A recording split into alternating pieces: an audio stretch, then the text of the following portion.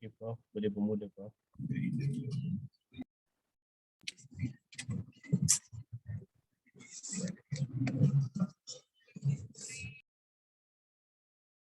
Assalamualaikum and a very good afternoon to everyone. Once again, welcome to Joint Forum by the Malaysian Pharmacists Society, Education Chapter and Academy of Professors Malaysia APM webinar series. My name is Habibah Abdullah and I am Vice President 1 Malaysian Pharmacists Society and co-chair of Malaysian Pharmacy Society Education Chapter. Before we start our forum today, let me briefly introduce to everyone about MPS Education Chapter and Academy of Professors Malaysia. MPS Education Chapter is part of MPS vision to improve national health by facilitating evidence-based pharmacy education and scientific advancements in innovation, health services, and medicine expertise. With that vision, we have a mission to provide a national platform for engagement for all professional leaders in leadership skills, academic provision and education, and to develop and advocate evidence-based frameworks and tools for educational development and supports for members, as well as to facilitate education awareness on development, access, and responsible use of medicines to all. MPS Education Chapters aspires to work with any organization in achieving our aims. Therefore, we're very honored to work together with Academy of Professors Malaysia, an association which is an academic-driven, independent, without political intervention, equipped with high integrity, authoritative, professional, and practicing genuine academic freedom. Academy of Professors Malaysia is well regarded as a think tank that combines expertise and mobilize strategic thinking and professors to develop the society. Thus, we, MPS Education Chapter and the Academy of Professors Malaysia, takes pride in this webinar series, which aim to disseminate information related to the current health issues to the public, patients, and healthcare practitioners. Today's webinar is our second collaboration together. Ladies and gentlemen, I am pleased that in this webinar series, we have with us three prominent panelists. We are very honored to be joined by one medical doctor, one pharmacist, and one biotechnology scientist in this webinar. And all of them are very successful in their respective fields. Let me introduce you to the panel speakers of today's webinar. The first speaker is Professor Dr. Muhammad Rusli Abdullah. Prof. Muhammad Rusli graduated from USM with an MD in 1988. He served the Ministry of Health Malaysia as a medical and health officer for 1 year upon the completion of his housemanship trainings, after which he joined USM as a trainee lecturer in 1991. He obtained postgraduate degrees of Master of Public Health from the University of Liverpool and Doctor of Philosophy, PhD, in Tropical Medicine from Liverpool School of Tropical Medicines, United Kingdom.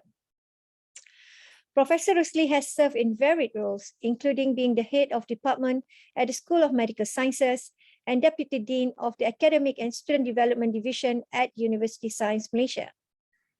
He was Dean of International Medical School in Management and Science University. He's also lead in epidemiology and public health medicines for Perdana University Royal College of Surgeons in Ireland, Director of Centre for Postgraduate Studies in Perdana University, as well as Chairman of Health and Safety Committee for Perdana University. He is also an active member of many organizations that include Persatuan Pakar Perubatan Kesihatan Awam Malaysia, Malaysian Medical Association, Malaysian Society for Quality Health, Malaysian Athletic Federation, Kelantan Amateur Athletic Association, and Kelantan Senam Aerobik Association, while holding various posts and positions from committee members to elected presidents. Prof. Rusli also contributes to the community through community-based organizations such as MRDO and VCEE 19.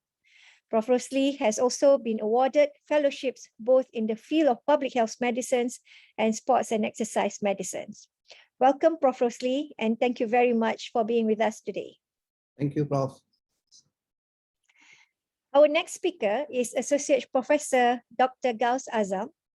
Professor Gauss is a current director, Malaysia Genome and Vaccine Institute of National Institute of Biotechnology Malaysia, NIBM. He received his PhD in Physiology, Anatomy and Genetics in 2012 from Oxford University or University of Oxford, after which he continued his postdoctoral education in Weatherall Institute of Molecular Medicine, University of Oxford, before joining University Science Malaysia as a lecturer. In 2020, Prof. Gauss was seconded as a science advisor to the Minister of Science, Technology and Innovation.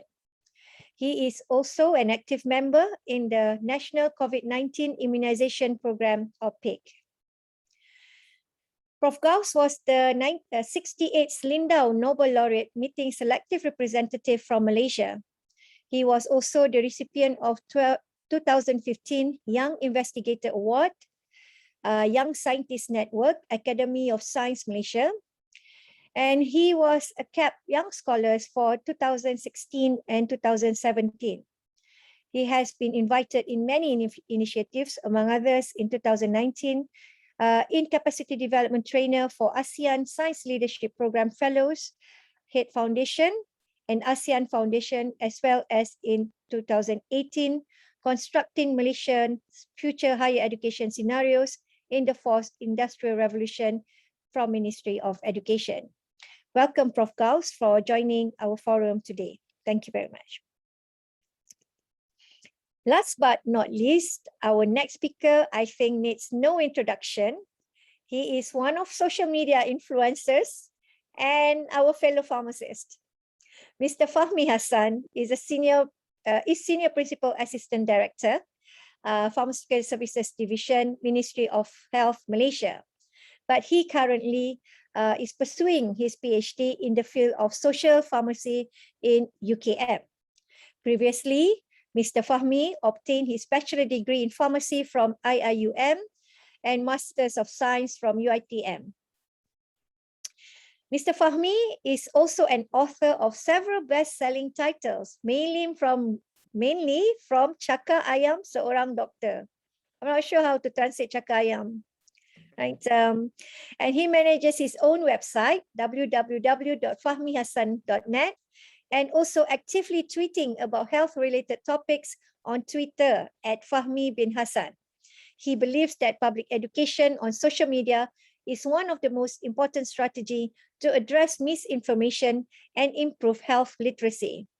Concerns and misinformation should be addressed professionally and strategically in order to ensure increased public trust and confidence in health issues. So it's very apt that we welcome Mr. Fahmi in our forum today. Thank you very much, Mr. Fahmi, for joining us today. Thank you, Prof, and thank you, MBS. Ladies and gentlemen, on March 8th this year, Prime Minister Datuk Sri Ismail Sabri Yaakob, in a nationwide address, announced that Malaysia will enter the transition to endemic phase of COVID-19 on April 1. That is we just started 1 week, right? With all the restrictions on business operating hours removed and prayers activities allowed without physical distancing. YAB Prime Minister also said that the transition to the endemic phase is an exit strategy that would allow Malaysians to return to near normal life after nearly 2 years of battling the pandemic. The transition phase that we are in today is temporary before the country moves to the endemic phase. And this endemic phase can only be announced by World Health Organization. Okay? So my first questions to the panel is to Prof. Dr. Muhamad Rusli Abdullah. Prof, we have heard, from the announcement by the Prime Minister that the country is in transition from pandemic to endemic phase. So what does it mean actually by endemic phase of COVID-19? Is there any difference for endemic and pandemic meaning? And are there also any differences in terms of virus transmission? Well, thank you very much, Prof. Assalamualaikum warahmatullahi taala wabarakatuh, and very good afternoon to all the panelists and all participants. Now, basically, I mean, many of us would have heard, on this at least two terminologies, basically, and some might have fully understand that. But then again, maybe perhaps to start off our discussion or our discourse today, if you look at the terminology themselves, basically they represent the actual activities of the disease. For example, like if we talk about epidemic, we talk about a sudden increase of cases within an area, and this can be a very limited area such as district or nationwide. But then when it spread beyond the country into the next continent or into regional or worldwide, as what we are facing with COVID-19 now, then we have a pandemic. Now, basically now, everybody is waiting for us to go into or to transition into endemic phase, because many have this perception that if you are in an endemic phase, basically you can do almost everything. You're back to normal. Well, basically, if you want to transition from pandemic to endemic, there are of course a few situations or conditions that must be fulfilled or must be there. For example, like we should be able to understand fully what kind of disease that we are dealing with, what kind of viruses or what kind of agents that we are dealing with. And as such that whatever it is, we can predict its behavior, we can predict its transmission, we can predict the effect or the impact of the disease on the public or on human. Basically, and when you transition into endemic, there are a few things that we must understand. One is that we know that even if there are still cases among us, the number of cases are bearable. That means that our Ministry of Health or our healthcare providers would be able to deal with them. It won't be such a catastrophe to our healthcare providers. And when I say healthcare providers, because although in Malaysia we are talking mostly about Ministry of Health Malaysia, but basically when we talk about dealing with disease in a big scale like this, everybody must come in, everybody must contribute. It does not matter whether you are in private sectors, whether you are solo practitioners, whether you are in urban areas or you are in rural areas, whether you are with Ministry of Health or you are with any other organizations, then everybody must chip in, everybody must come in. And this is very important. Second thing is that when we say that we are transitioning into an endemic phase, we are more or less like accepting that the virus is going to be with us, that the virus is not going to go away, that we have to live with it. Some people do ask me, okay, if you say that we have to live with the virus, how long are we going to live with the virus? I cannot answer that question because the definition of the endemic itself, meaning that we are living with it.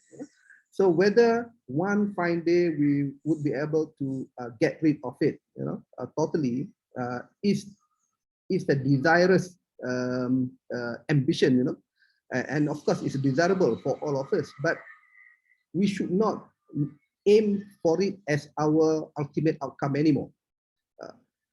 The third thing is that when we say that we are transitioning into an endemic phase, we are actually trusting everybody that we should be able to deal with the problem. And when we say we are trusting everybody, we as a public, we have to trust the authority and the healthcare providers that they would be able to deal with it. And the authority should trust the public that we will play our role and making sure that the transmission is at the lowest level possible in the community. So basically, when we talk about that, the next question that Prof. Habibah asked just now is whether there is any effect on the virus transmission or not. Now, there are various activities, there are various approaches that we have done for us to be able to bring down the number of cases to this bearable level. There are steps and strategies that we have adopted to ensure that we would be able to control the virus. Therefore, and these include vaccinations other than clinical management of acute cases. These include vaccinations and public health measures. I know that sometimes public health measures are big things. People are discussing every day whether should we still be wearing masks, whether social distancing is still required or not, even though the government has said that you can go to the mosque, you can pray without have a social distancing and things like that. But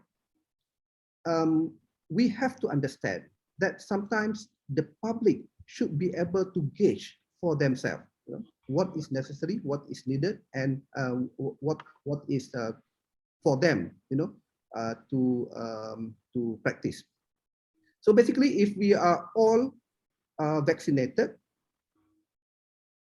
the fact that everybody is not only taking care of them, but also taking care of the people around them, then we can say that theoretically, the virus level should be low. And because of that, the transmission should be low. Yeah? So that is what it is all about. But as we know, with various other diseases like dengue and whatnot, sometimes even if we are in endemic phase, there might be other factors that come into play. And that is why we have to be flexible. For example, now we say that, after Delta variant, we are very, not to say comfortable, but we are more or less like, happy that Omicron are not as devastating as Delta.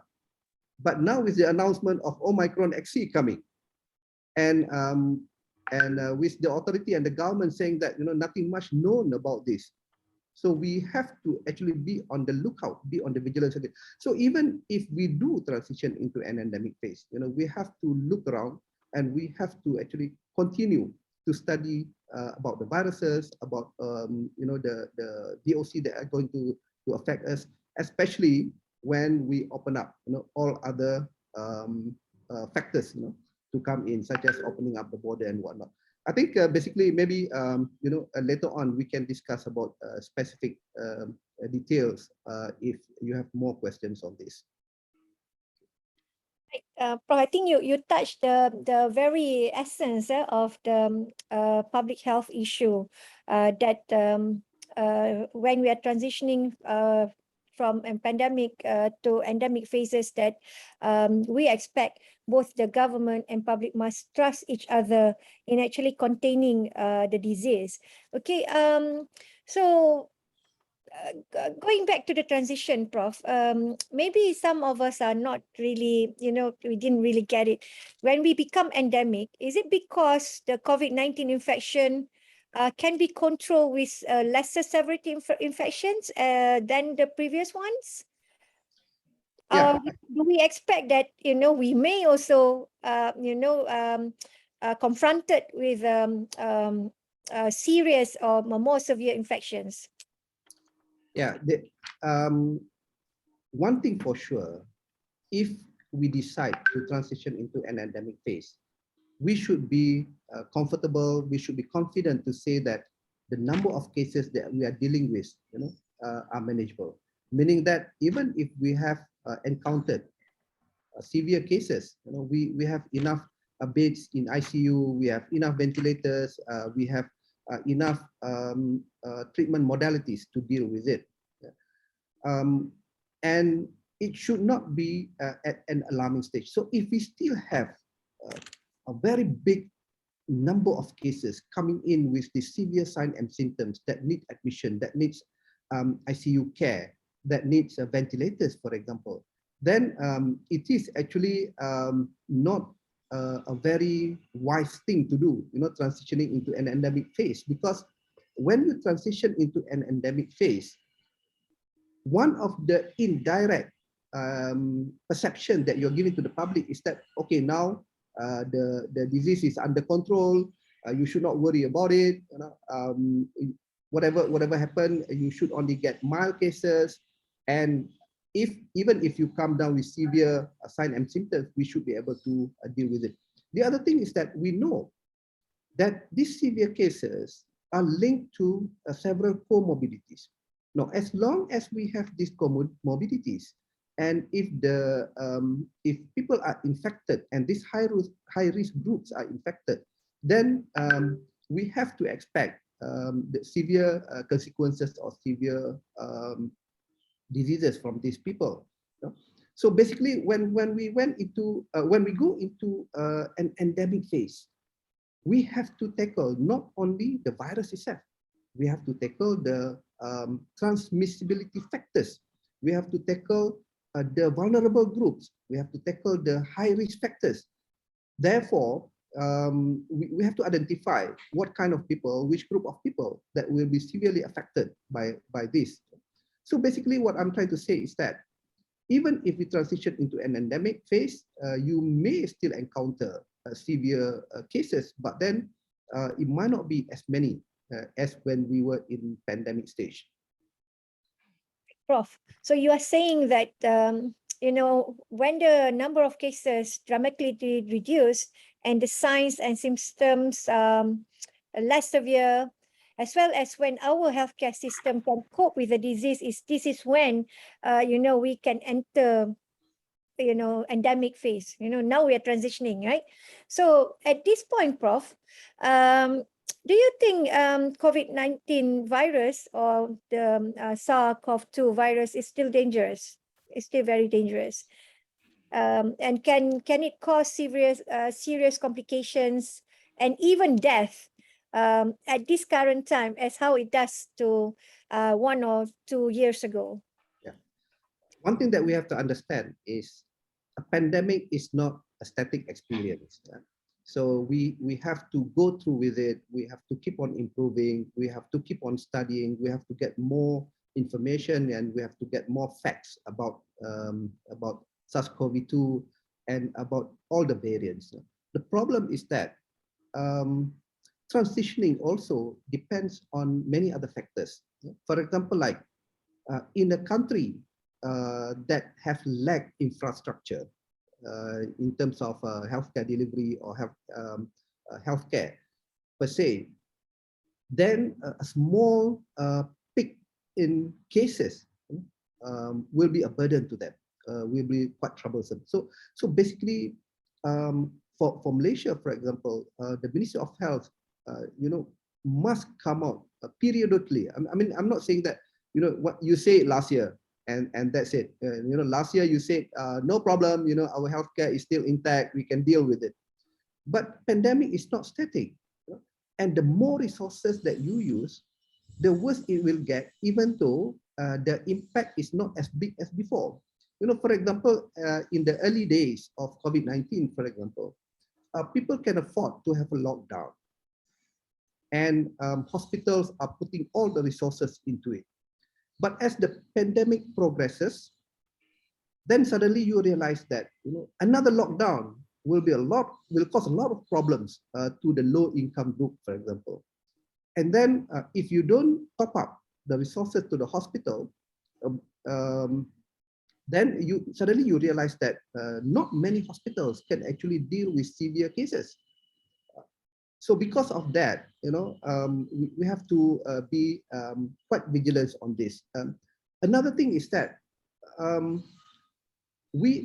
as I mentioned earlier, we have to make sure that the virus is at a low level, because when we talk about infectious disease transmission, there are a few factors, and one of them is viral load. That means that if a person has a very high viral load, the possibility of that person to develop or progress into severe disease is quite high. And the possibility of that person to actually transmit that virus to another person is also quite high. But when you have a low viral load, in your body, either because you have been fully vaccinated, whether you have taken various measures and you have taken various treatment that keep the virus replication at bay, then basically you should be able to deal with it.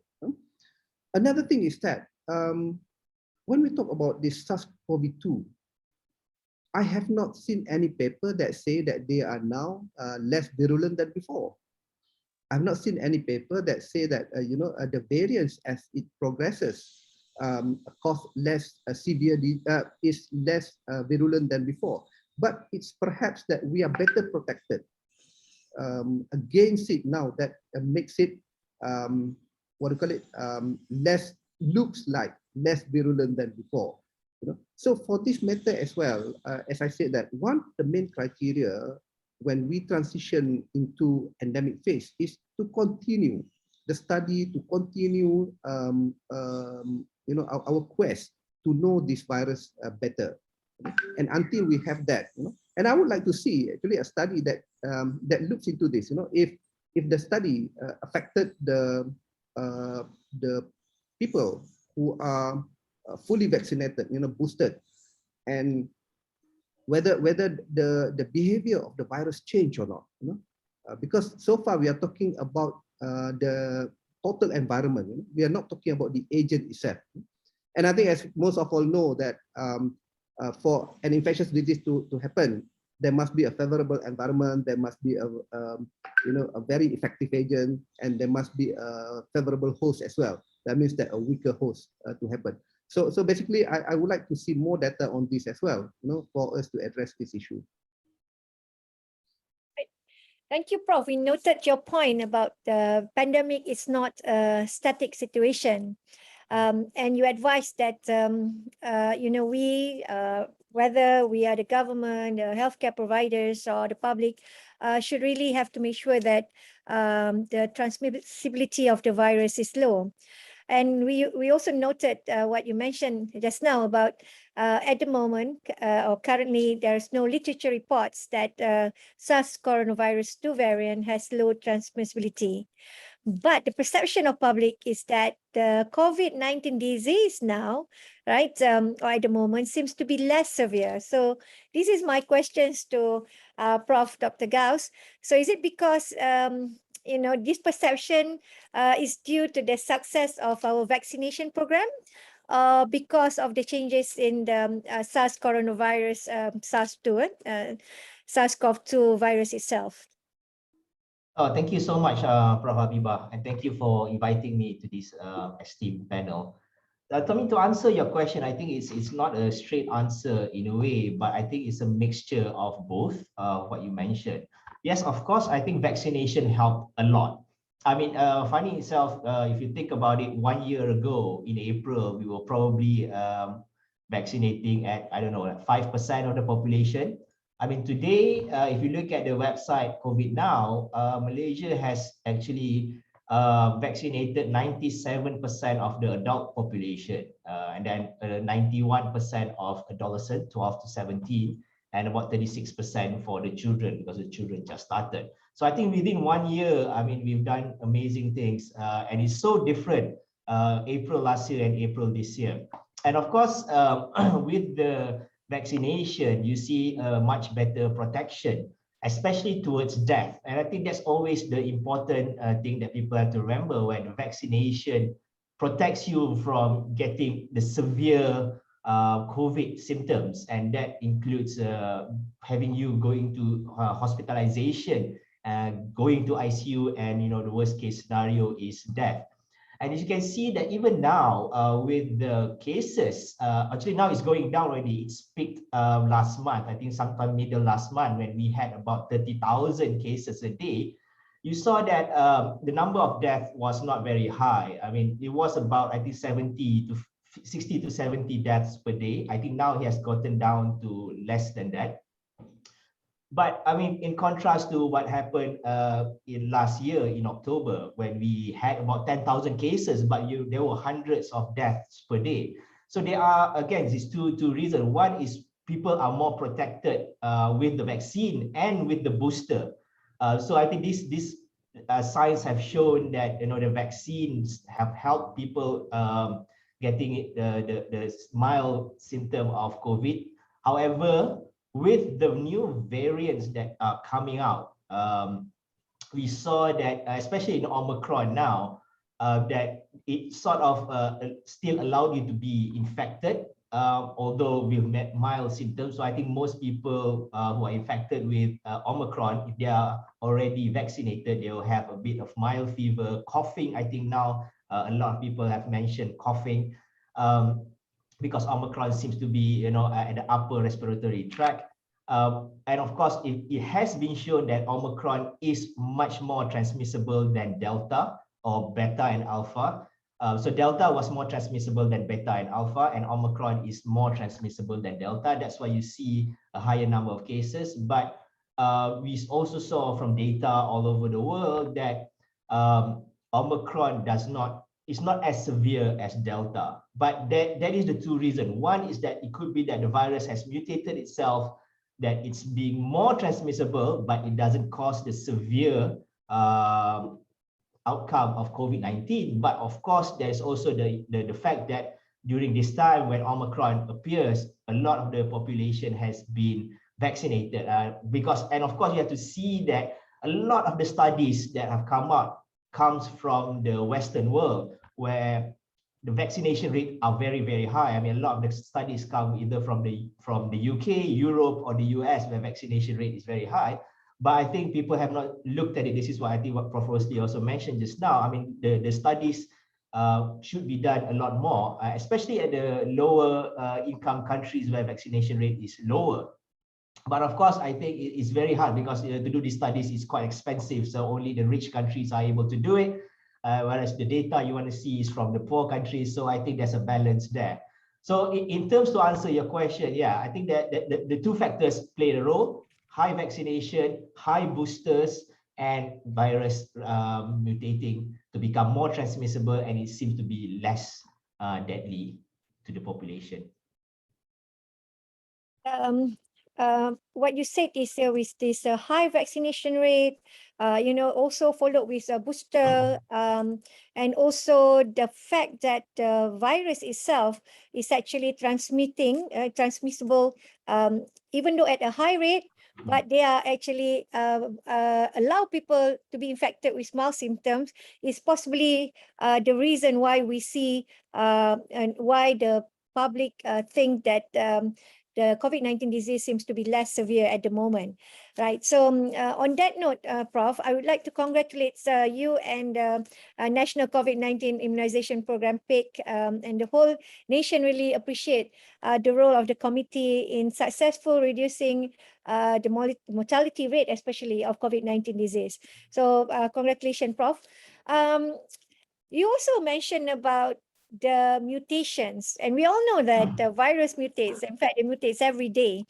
Do we expect more dangerous mutations of COVID-19 virus or SARS coronavirus too?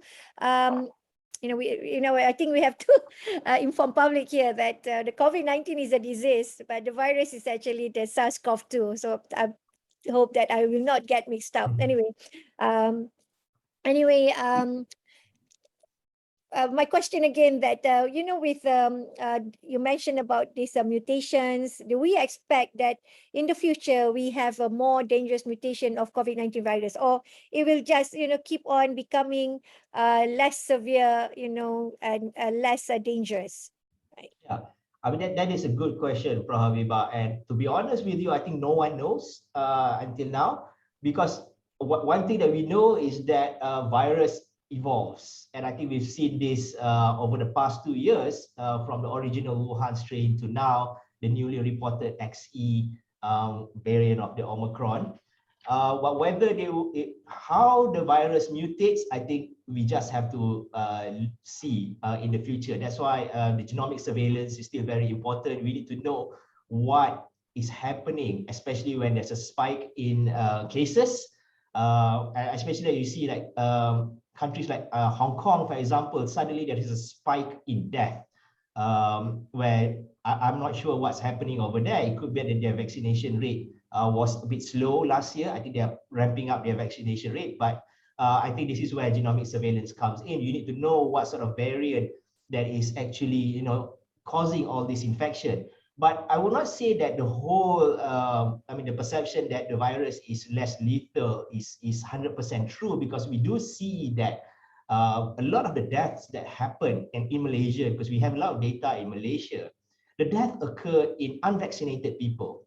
Yeah, so you do see that people who are unvaccinated are still getting infection, getting the severe form of the infection. They are hospitalized. Some of them will go to ICU, and a lot of the deaths come from unvaccinated people. And of course, a big chunk of this comes from the elderly population, 60 and above, because most of them will have comorbidities, diabetes, high blood pressure and all. I think that sort of contributes to the severity of COVID. That is why booster is now highly recommended for the above 60. It's very, very crucial. And I think if you have access, if you know anyone who have not received the booster, especially if they're above 60, please get them boosted, because data has shown that these people are the most vulnerable. And if they're not boosted, there is still a high chance for them to be in ICU and getting the severe disease. But in terms of the mutating of the virus, right? I think the now that we are looking into very closely is the XE variant that is was just actually reported, although they actually found this in 19th of January, which is like almost 4 months ago. And it's new, but I'm not sure whether we should be concerned about it yet, because if you remember, this name is XE. They have reported XA, XB, XC, XD before, and it wasn't a very dangerous variant. So it just died down after a while. And looking at the data from the UK as well, the XE variant from January till now, I think that's only reported about 600 cases of the infection. So it doesn't seem to be a it's spreading a lot. Early studies says that it's 10% more transmissible than Omicron, the current BA2 subvariant, which is a bit more transmissible.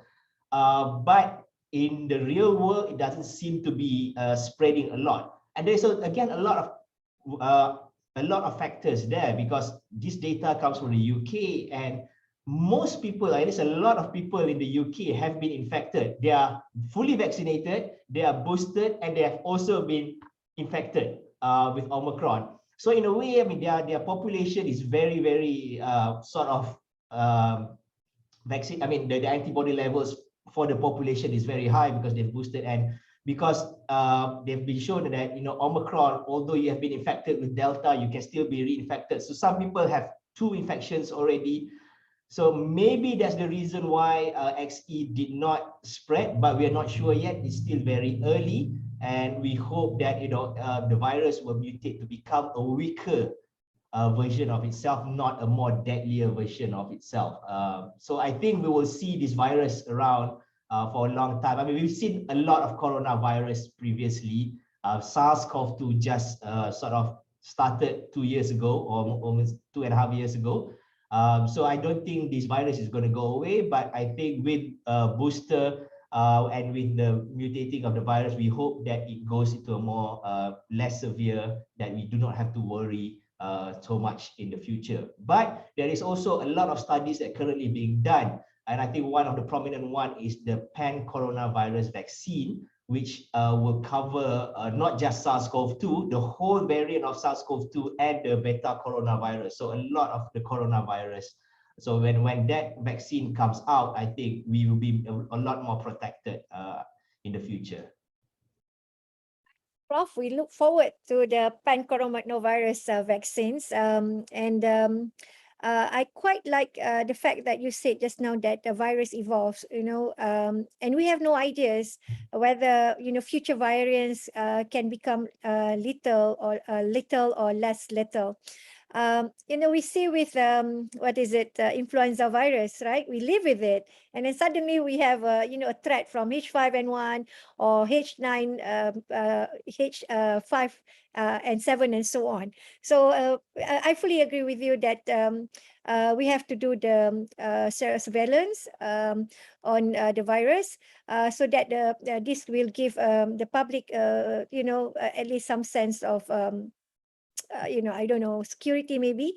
At least we know that what we can expect, the future emergence of the variants. Okay, I'm also attracted to the fact that you mentioned that XE variant just reported in January, and now we are in April, actually only have over 600 cases of infections. If that if that is really true, then it give me a little bit of a relief that the virus now actually become less transmissible. But you mentioned that in early study, they show that this variant is actually very high transmissibility, and it's not reflected in the real case. So it's good, new information for the public to know about this. But as a public, I think in general, I think both you and Prof. Rusli have mentioned the importance of getting vaccines and booster, because we have seen that people who are not vaccinated still get severe symptoms of the disease and still can succumb to death. So we urge the public really to take serious heed of what the government advised. Okay, right. Thank you very much, Prof. Gauss. So I would like to, turn my attention to Mr. Fahmi. Mr. Fahmi, Health Minister YB Khairi Jamaluddin said that community pharmacists play important role in the fight against COVID-19, as they are the primary point of care and the gatekeepers of the nation healthcare system. Is there any advice for the fellow pharmacists aside than community pharmacists as to how to play their role, and how can the public approach their pharmacist? Okay, thank you, Prof. I think it is the easiest pharmacy, the easiest kind of pharmacist that the public can meet is, of course, the community pharmacies, and it is very, very important. And it is very encouraging for the health minister to acknowledge the role of community pharmacies as one of the most important health professional that the public can approach. Okay, because we know that people come to the pharmacies not just when they are sick. Okay, they come buying their medicine, they come to the pharmacy buying their supplements, and sometimes they come to buy their daily healthcare products. Okay, and they have the time and the convenience to come and to engage with the pharmacist and ask questions. And it is very, very important for us as pharmacists to play our role in this.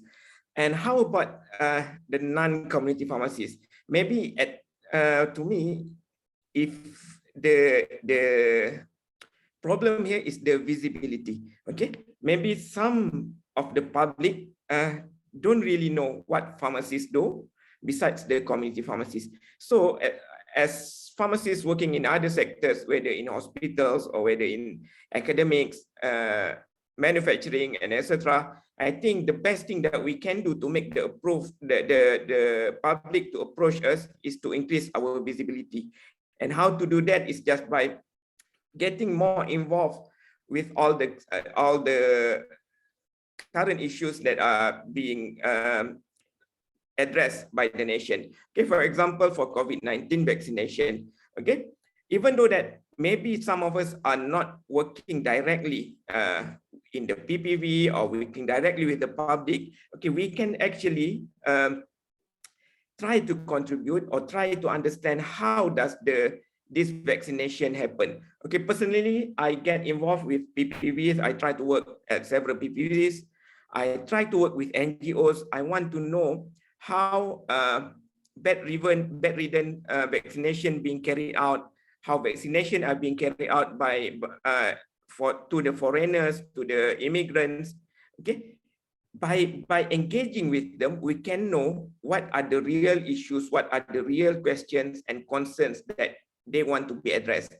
Okay, when I was working in the PPV, sometimes I think that the questions that they ask might not be important, but it gets repeated for a number of times. So it seems that the understanding of the pharmacists regarding the issues and the understanding of the public of the issues is not tally. So we have to match what are the needs of the public and deliver what are the information that are needed to them. So to increase visibility, I think we have to be a bit creative here as a pharmacist. Okay, for me, I choose to write. I use my presence in social media to write about vaccination, to write about COVID-19 and other healthcare related issues. But to others, I think if you have the ability, if you have the creativity to do and to make some content regarding healthcare issues, and you should do that. And I think we should encourage that. Okay, because what I see personally, misinformation or things that make patient run away or the public run away from vaccination program and other health related issues are misinformation that are being spread too much in the social media. So I read a book regarding at one time ISIS used the social media to recruit their agents. So at first the US government tried to control the social media to make it harder for the ISIS to promote their agenda, but it doesn't really work. So what they find is the most beneficial way is to spread more information against the ISIS. I think this strategy can also work here. Okay, we share the good thing, the factual things, more than what misinformations are being spread around, and that needs that needs work from professionals, from pharmacists, so that we can share our knowledge. Okay, we as a pharmacist, as a healthcare professional, okay, people will trust us more. The things that we share, even though that we don't write, but we share it, are being taken more seriously by the public compared to the thing that being shared by some unknown person. So I think it is very, very important, even though that we don't write the articles themselves, okay, we can share the knowledge in our WhatsApp group, in our social media, so that people know that pharmacists approve the information. So this information we have read the information and we believe that the information is correct. We believe that that vaccination saves lives, and we believe that vaccination is safe. By doing that, I think we can improve the visibility of the pharmacies to the public. So the public would be more open and would be a bit more understanding in our role and our contribution in maintaining the health of the nation. All right. Noted, Fahmi. I totally agree with you, because some public might not aware of what pharmacists do. We see only community pharmacists or hospital pharmacists, but we know that pharmacists are actually in various sectors, in industry, enforcement, and even in academia.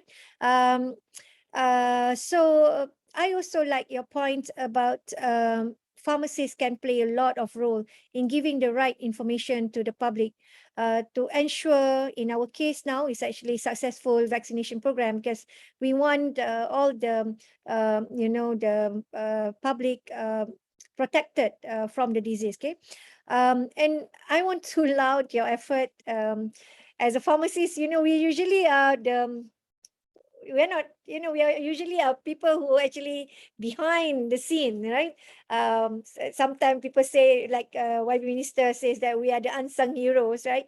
People who do things behind the scene.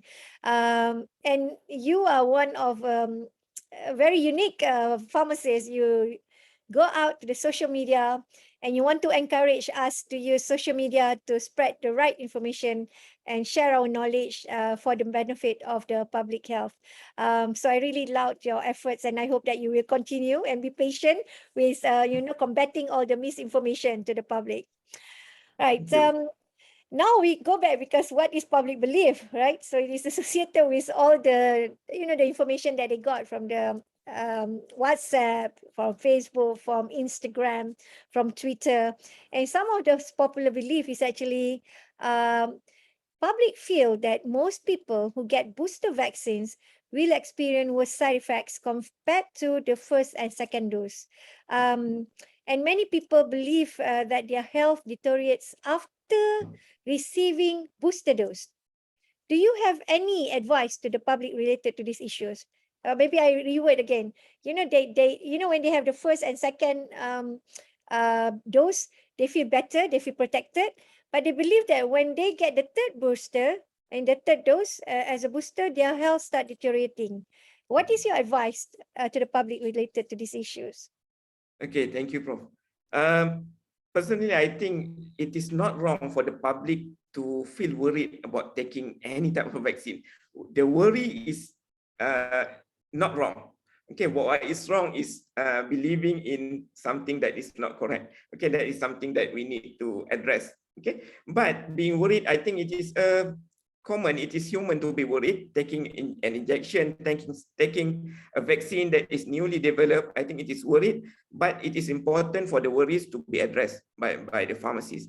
Regarding booster vaccination, I think KKM has already published the data, and also the data tally with what other countries are reporting, that there is no significant difference between the rate of AEFI reported, okay, from the primary dose and also from the booster dose.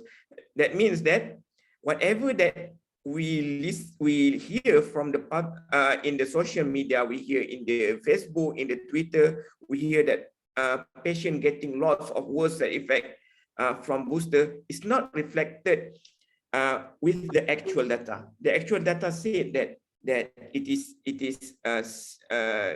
the booster dose, it is as safe as the primary dose. So if you are okay receiving the primary dose, you should be okay taking the booster doses. This is fact. This is not just only from the data reported in our country, in Malaysia, but it is also reported in all over the world. So for the public, I think if you have worries about vaccination in any of the doses, whether primary doses or the booster doses, my advice is talk to your doctors or talk to your pharmacies. Okay, these healthcare professionals are the one that are usually up to date with the data, with the data reported. Okay, the pharmacies, the doctors, we have to read and equip ourselves with this information to prepare ourselves with the questions that would be asked by the patients. So when you want to ask about something about vaccination or about any health-related issue, please go to the actual experts. Okay, whether they are pharmacists or whether they're nurses, doctors, and any other healthcare professionals. Okay, we shouldn't. The worries is okay, but ensure that you get the right information. Okay, but please verify whatever that you read or whatever that being shared in social media. Okay, and also to me, that besides the public, the government also have to maybe address this issue lah. Okay, we have to be seen to be more transparent when releasing our data, when sharing our AEFI reports. Okay, the AEFI reports may be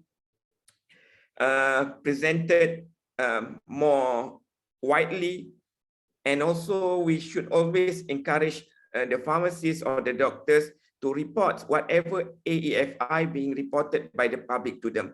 Okay, some of us, I mean, some of the healthcare professionals might think that whatever that being complained by the patient is not important, but I think in this vaccination program being underway, it is very important for us to increase reporting of AEFI whenever we hear the reports or the complaints from our patient. Okay, they're very enlightening, yeah, because we the public, we consider ourselves as public as well. We got so much information from this social media, and for public, please be careful of what we read in social media. So we know that from Mr. Fahmi, data just now that there is no significant difference between the adverse events or adverse reaction between the primary doses than the booster doses. And booster dose is actually as safe as primary dose. This data is not only, found in our country, but also reported in other countries too. So public, we can trust this from our healthcare providers. And you do have worries about vaccination, please talk to your doctors and pharmacists, right? Talking about worries, right? Now we are going to the endemic phase. You are transitioning to endemic phase. My questions next to Prof. Dr. Muhammad Rusli Abdullah. When we are in endemic phase, do we still need the booster vaccines if we haven't taken it? Yes, Prof. Definitely we need a booster vaccine. So far, although there had been many contradictory thoughts, and people, especially when initially you say that you only need one booster dose, and then suddenly you say that you might need another booster dose. This create confusion among the public, not so much because they refused to accept that, but because now they are saying that, are you telling me that the booster dose is not working? So basically, this is why information is very important, and correct information needs to be delivered to the ground. You see why people, especially when we talk about anti-vaxxers, for example, or the netizen groups who viral the adverse effects of the vaccinations, or especially the booster dose and whatnot. Why they are so effective is because sometimes they are so vivid, in their message. They highlighted, a single case, for example, like it is a common case. So I think we have to acknowledge this, and that's why we have to come out with correct information regularly, repeatedly, in a manner that can be accepted and can be received by our target group. So basically, when we talk about booster dose, we know that many studies have shown now after 2 doses, after some times, your immunity level does reduce. What level of immunity level reduces? It actually depends on many other factors, especially the person himself or herself, and also perhaps many other conditions, whether the patient has any other diseases or comorbidities that affect their total immune system and whatnot. And we must also remember that when we give vaccine, some public, whether we like it or not, sometimes we laugh, because we think that how can they think like that? But some of them do not have the scientific information that they can digest. So if you say, okay, you're now getting a vaccine, their perception is sometimes that the vaccine stays in their body. Whereas, the actual fact is that the vaccines, the vaccine goes away. Sorry, there is a bit disturbance. Carry on, Prof. Prof, you are muted. Sorry about that. What remain in your body is your immune response. So basically, that's why you need a booster dose. And sometimes people think that once you get a booster dose, you can create herd immunity already. Which is, or once you have completed 2 doses, you can create herd immunity. But herd immunity is easier said than achieved. And it's something that is not as simple as we think it is. Some diseases, if you expose the public or the people to the disease, we can fight the disease and we develop herd immunity once we reach a certain proportion of the people, being affected or being vaccinated. But until now, I do not see any convincing data that says, once you reach this percentage, you will reach the herd immunity, for example. And in fact, that is why most of the health professionals now, they no longer talk about herd immunity. So for that matter, we have to encourage everybody to get a booster dose, because it has been known, and until it's proven otherwise. Of course, there are people who kept on saying, otherwise kept on saying that we don't need a booster dose. We don't need, once we are transitioned into endemic phase, since we already accept the virus to be with us, why do we need a booster dose anyway? But this false perception must be dealt with, because we know that even if you are in an endemic phase, we still need to protect ourselves, our family, and the public at large. Not only that, we have to protect ourselves, we have to protect the vulnerables, around us. So that is why, if a booster dose can actually, heighten this protection, then it is still necessary and it is still important. And until now, the data shows that we need that. The only problem is, as I mentioned earlier, that sometimes without proper explanation that can reach the people, they will create their own perception. And this is a problem with our community. And that perception, I can tell you, it lasts longer than facts, because the human mind works in such a way that if you get something embedded in your head, the challenge is actually to get it out of your head. To get in something, I think it's easier, but to get it out of the head is much more difficult and harder. So, I still think, as based on the data that we have at the moment, we still need a booster dose, even though we are going into the endemic phase. Furthermore, if you look at the characteristics and the behavior of SARS-CoV-2, especially the Omicron variant, for example, sometimes they have the opportunity to actually evade, certain immune response. So this is what we call an escape immunity, or escape immune response. It's one of the characteristics of Omicron, and we hope that although most of the vaccines that were developed, I think, were not based on Omicron, but were based on original SARS-CoV-2. It does offer some protection, and we hope that it will still offer some protection. And this is very important. If we have a different kind of data from the Ministry of Health or from any research institute, National Research Institute, this must be shared with us. This must be shared with the health professionals, must be shared with the public, so that everybody understands. And this is very, very important. It's very important because we want to convince people to get the booster dose, but without enough information that they can digest, it's still a battle that we have to face. Especially, like Mr. Fahmi said, sometimes, in social media, they don't highlight the effectiveness of the vaccine, but they highlight the adverse effect, especially when the effect is severe. And whether you like it or not, some of the healthcare professionals also, are affected with this. Some have embolic problem in the brain and things like that. Although it's not permanent, but it does create an issue. And if this is known to the public, they will take this, as a factor against it. So this is the challenges that we have when we live in the social media era, Prof. I take the point that we have to understand that the vaccines, the current vaccines that are being developed, are actually based on the original Wuhan strain, as Dr. Gauss mentioned just now.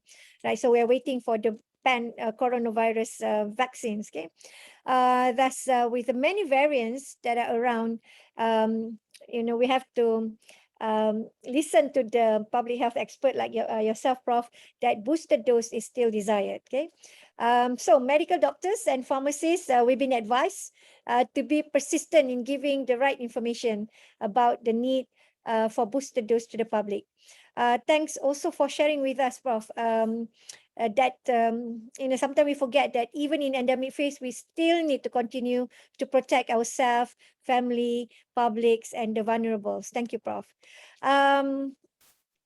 Prof, this is also another issues that have been propping around. There are a lot of contradictory information whether kids need to be vaccinated. On what basis was the decision for kids to be vaccinated made upon? Okay, we know that from many studies have shown that when children are infected with SARS-CoV-2, most of them showed mild symptoms. Most of them are self-limiting, and even the majority have no symptoms. But we have to admit that there are a proportion of these kids who actually develop into severe disease. And we even get death from this group of children. Now, just like adult, it has been shown that the immunity response in children who are given the vaccination, is actually equivalent to the immune response showed by people in the age group of 16 to 25 years old, more or less, meaning that they get some benefits from that. But we must remember that we are less reluctant when it comes to decide for our own self. If we have to consider whether we need to get vaccinated or not, the barrier not to is actually much less, even though at the back of our mind we are still concerned about the safety of the vaccine. But when it comes to your children, you have a different kind of reaction altogether. And we know that I'm not sure. I think it's the same. In any ethnic. When it comes to grandchildren, for example, you are even more protective. So that is why many parents are just playing wait and see games. They wanted to know how safe is the vaccine going to be. They wanted to know whether will their children succumb to the adverse effects, of the vaccines like in adult. And worse still, if you if you come across a child who developed this serious action, for example, adverse reaction, it will be viral immediately, and people will be less confident to bring their children. And one of the main points that had been put forward by most of the parents is that their children are going to live, by logic calculation. This, of course, we know that life and death is not ours to determine. But then they say that, for children, they have at least another 50 years, 60 years to live. For us, it doesn't matter. If you're going to retire next year, then perhaps, you should look forward for another 3-4 years, or 5 years the most, and then after that, you try to live the best quality of life that you can. But for children, they are thinking differently. So that's why we have to regularly come out with the safety profile of the vaccine among the children. We have to convince the parents. And then we have to admit that there will be, children who will develop reaction of the vaccine. We know that even the safest vaccine, in the national immunization program, for example, sometimes children develop reaction to it, but maybe it's not severe. And we know that there are there are children at risk that we need to vaccine them. For example, like people who have chronic diseases, like chronic respiratory diseases, children who are obese, for example, and children who have cardiovascular disease, children who have genetic and chronic inheritance problems, for example, that will benefit from the vaccination. But then again, the data, the detailed data were not shared with the public because we think that, public need not know about this. Because even if they know, they wouldn't understand this. But for them to trust you, you have to show them evidence. In what way you want to project your evidence and you want to argue your evidence with them, depends on the situation. See? But there are also children that maybe not all, maybe one or two, but even one or two, that you have to do a proper pre-vaccination assessment. Have we heard about this or not? people are saying that, how do you know that my children are safe to be vaccinated? So normally for the majority of children, you don't have to do this pre-vaccination assessment. But for people, and sometimes the parents who are concerned about this, maybe they have children that have specific diseases that we need to convince them. So you see, and not only in Malaysia, if you look at even in other countries also, people are saying that, oh, okay, I wanted to see more and more children being vaccinated. Then I will send the children. But of course, you have like adult, you have parents who trust, the authority so much that when you open up, this PIC kits or the vaccination program for children, they immediately bring their children in. The other thing is that, of course, some of them felt like, they have to do it because of the regulations and because of the restrictions that they put forward to them. For example, like if you don't get your kid vaccinated, you cannot send them to school, for example. Now, this kind of mandate is problematic because some of us know very well that, we don't have absolute mandate on this. So meaning that you cannot actually say that you must be vaccinated. So unless you have legally absolute mandate on this, it's going to be very, very difficult. That's why now you have to use, of course, you have to use social influencers like Mr. Fahmi, for example, who are good at this, to deliver this message. I might not be the person, who can talk to the public and attract their attention, for example, but there are people who can do that. And why not? Sometimes you go to the community, for example, because I'm a public health physician, so I go to the community. And sometimes they need to be convinced. Of course, it's going to take a big toll on us to convince them, person to person or one to one, isn't it? Because how many millions of parents that you have to deal with. But you must find way on how to do this and how to convince them. As it is at the moment, many, especially those who did not bring their children for vaccination, actually were concerned about the safety of the vaccines in children. So if we can convince them, if we can come out with data that the vaccine actually safe for the children, and the most important thing is that we have to be truthful because they know what's happening around us. And the worst thing is that they only know one thing, but that one thing, one case, for example, that one case is viral, is being circulated days and nights, and people know about that, rather than talking about the other 90% of the children who have no adverse reactions at all, who are actually well after the vaccine. And we must remember that it's very important to put forward to them that although most of the children have mild symptoms or no symptoms, some have actually died from COVID-19. And this must be, clearly explained and put forward to them. Yeah, it's true, Prof, that most children, when infected, actually show mild or no symptoms. But you rightly pointed out that there are also many kids that have developed severe symptoms or even death. Okay. And we also know because of the social media influence, many parents play wait and see game.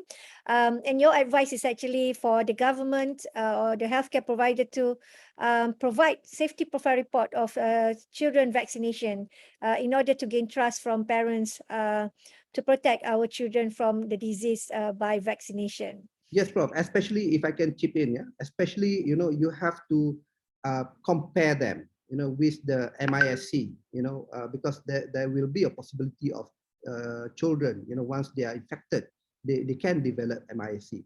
And once they develop MISC, that is a multi-system, inflammation in children.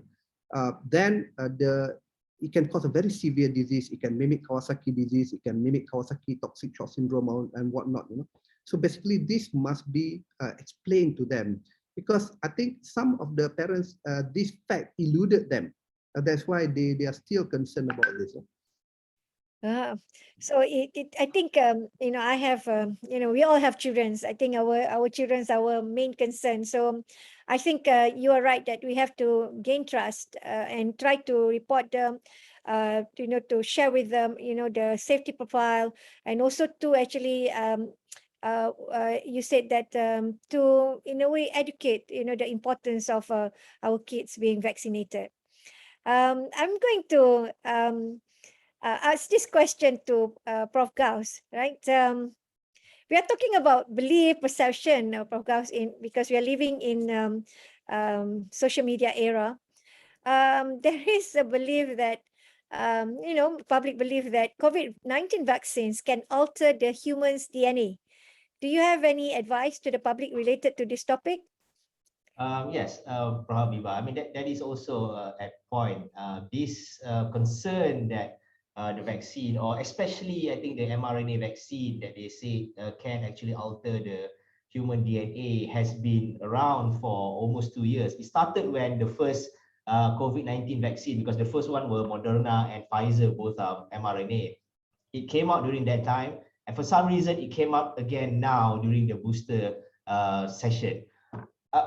At the moment, I don't think there is any concrete proof to show that mRNA can actually enter, the mRNA can enter, because even in a normal situation, the mRNA does not reside inside the nucleus of the cell. So the nucleus is where the DNA is, your genome is located. And then it's compartmentalized, and then you have the cytoplasm on the outside.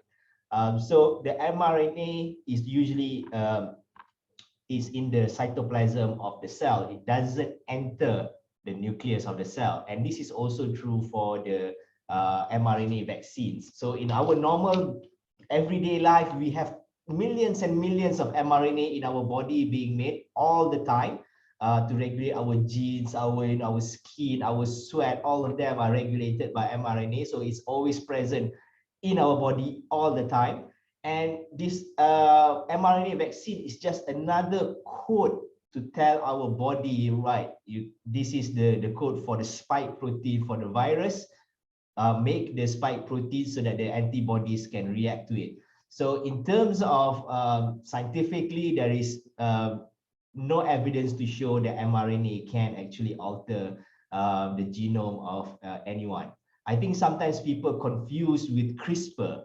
So the Nobel the Nobel Prize that was won last year, I think, that can edit genome, but that's a totally different story. It's not a normal mRNA. It's a modified mRNA from bacteria. For mRNA vaccine, it's exactly like a human mRNA, which means it doesn't go into the nucleus. It doesn't touch your DNA, so there's no way it can actually alter your DNA in a way. So no concrete proof, yeah? There's no proof at all, I think, at the moment. Can alter DNA. But because Prof, I think this is also very important. I think Prof. Rusli and Fahmi mentioned this. The misinformation spreading is sometimes, it's like wildfire.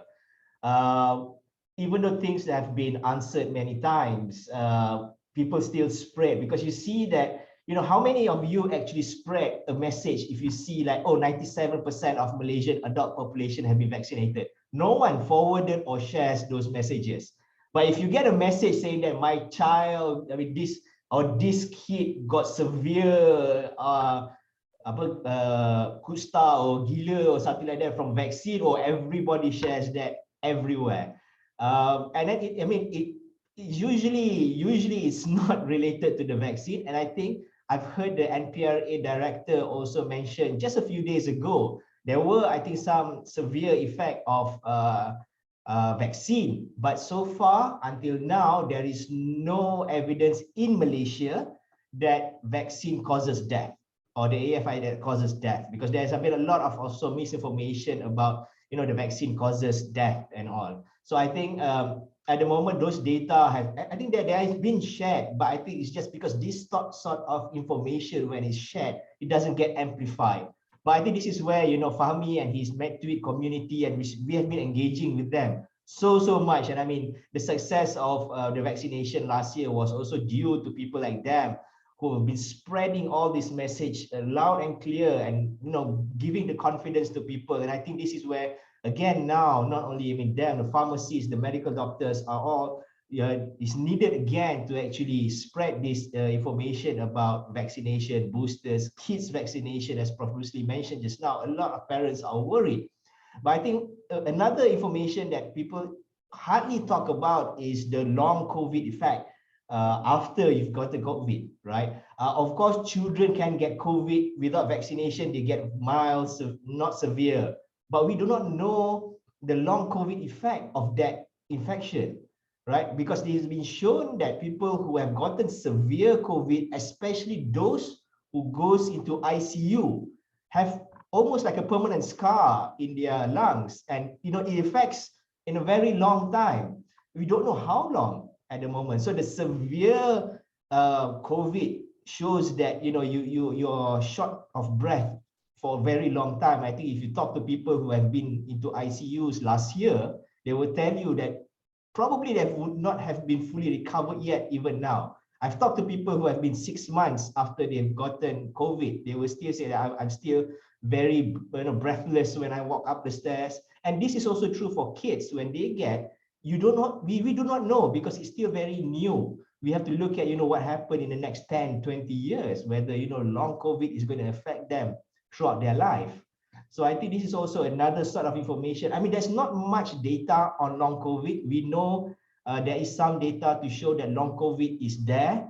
And I think people need to realize it a bit more, the consequence of long COVID and why we need to actually protect ourselves further. This is why mask mandate is still there. You still need some social distancing nowadays, although it's getting less and less. Like in the masjid, you can now rapatkan saf. But mask, I think, is still very, very important, because we are still at 20,000 cases a day. I think once you go down and this is transition to endemic. We have not reached endemic yet, and I think in one point in time in the future, when they say it's endemic, I think that's when you start seeing even more relaxation. I think you see now, especially like borders are basically wide open now. So I think we have to sort of balance, opening up and make sure we are also still protected. I think that's also very important for everyone. Right. One is mRNA is not going to alter the DNA. Another thing is people must realize the risk of getting severe COVID disease is real. The effect of long COVID is real. So this is very important, how you balance, the need for you to make sure that you're protected. And we keep on saying that, the best way of getting protection is actually through vaccination. And now with the, we cannot close our borders forever, because of the economic reason. With the opening of the borders, this is even more that we have to keep on continuing, make sure that we practice safety measures, and also please, get the booster vaccine. Right,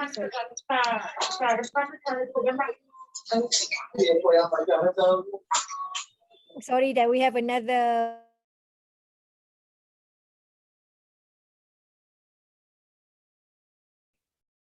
Right. So can participant please mute yourself while we are having discussion. I'm going to open the questions later on. Right. So just hang on with us. We are, in a very interesting point now, because we are all dealing with public perception. This is why the MPS Education Chapter and APM thinks that this platform is very important to actually give people the right information, and also to combat the misinformation. Another misinformation is actually the public think that vaccine can cause SARS coronavirus 2 virus mutation, can cause mutation to the virus. Can you comment on this with regards to the science of virus mutation?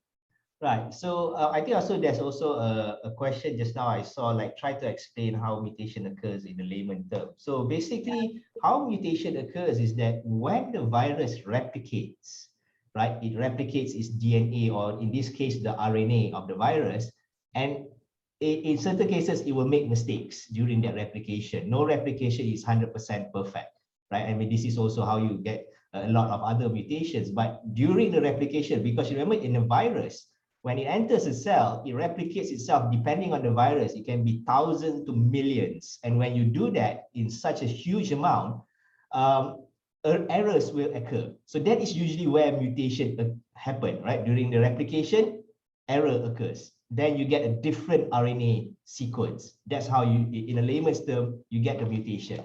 So in a virus, when the virus infects yourself, it replicates millions of times. So the chances of getting a mutation is high, but usually most of these mutations are not advantageous to the virus.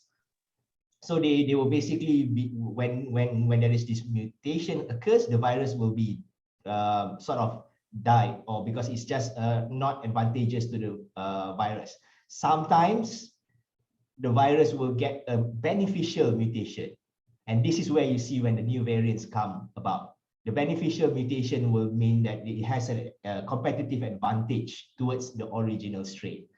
Because a virus, when it starts replicating in millions of people, so million times replication times million of people, I don't even know the number, right? Hundreds and thousands of billions of replication. That's how you get one or two advantageous mutation coming out from this. So that is why also they say that the variants can come much more easily in unvaccinated people, because the viral load for people who are unvaccinated are much higher than people who are vaccinated, meaning the chances of a virus getting mutation are higher in unvaccinated people. That's why, I mean, even if I'm not mistaken, Delta, even Omicron, they suspect that it came from an unvaccinated patient, and probably patient who are even comorbid because their antibody levels are low, meaning the viral load at them is very, very high, which means that the virus can replicate at a higher amount and a longer period of time. So people who are unvaccinated are usually, the virus incubates in yourself for a longer period of time compared when you are vaccinated. When you're vaccinated, the incubation period is lower.